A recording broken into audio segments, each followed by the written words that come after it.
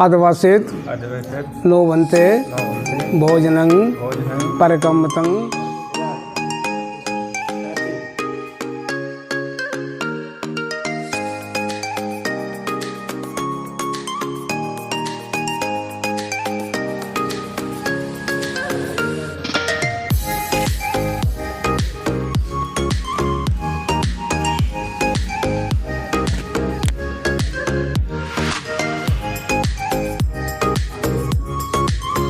महीनों में आषाढ़ी की पूर्णिमा से बरसात शुरू होता है। ये भगवान बुद्ध के समय की परंपरा है। 3 महीने भिक्षु संघ एक जगह रह कर के अध्ययन करते हैं, मेडिटेशन करते हैं, अपने चित्त को शुद्ध करते हैं।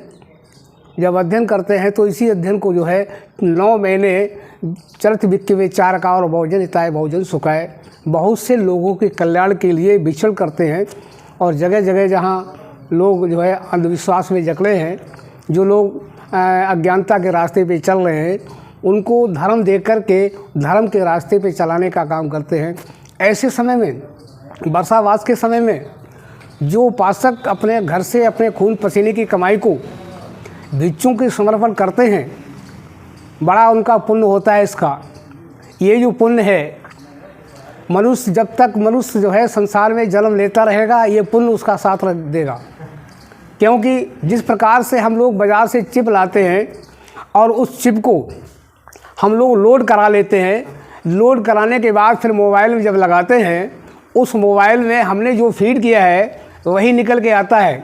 चलिए थोड़ी देर के लिए इस मोबाइल से हम निकाल लेते हैं, दूसरे मोबाइल में लगा लेते हैं चिप, फिर भी वही निकलेगा जो हमने लोड किया है।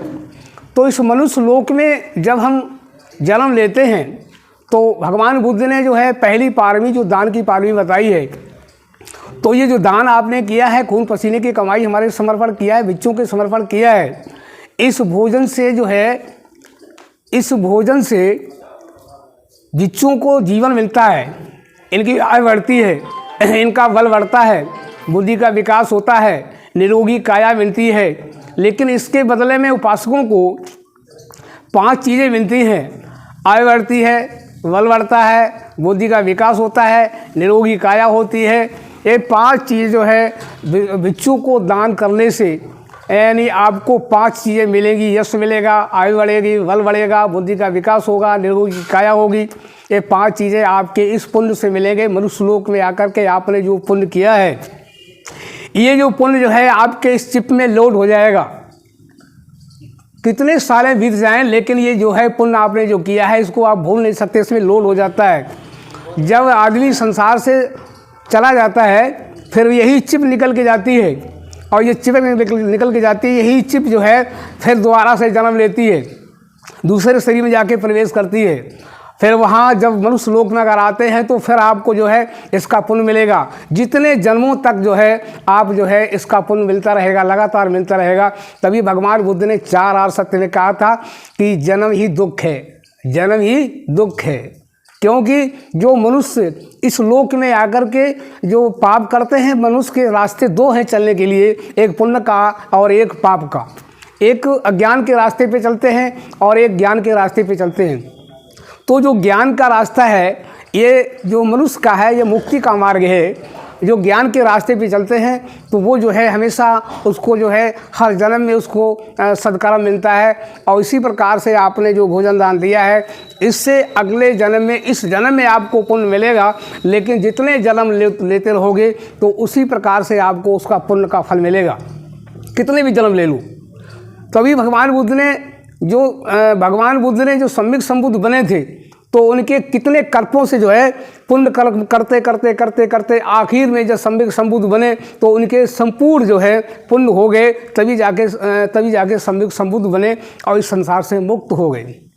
तो ये मुक्ति का मार्ग है, ये पुण्य का जो दान है जो आपने दिया है, हमारे शरीर को ऊर्जा मिली है। इस ऊर्जा से हम शाम तक जितने लोग हमारे संपर्क में आएंगे उन सबको जो है हम ज्ञान देंगे। ज्ञान किसके बल से देंगे? जो आपने भोजन दिया है, इससे जो हमें ऊर्जा मिली, ताकत मिली है, इसी ऊर्जा से हम दूसरों को ज्ञान देंगे।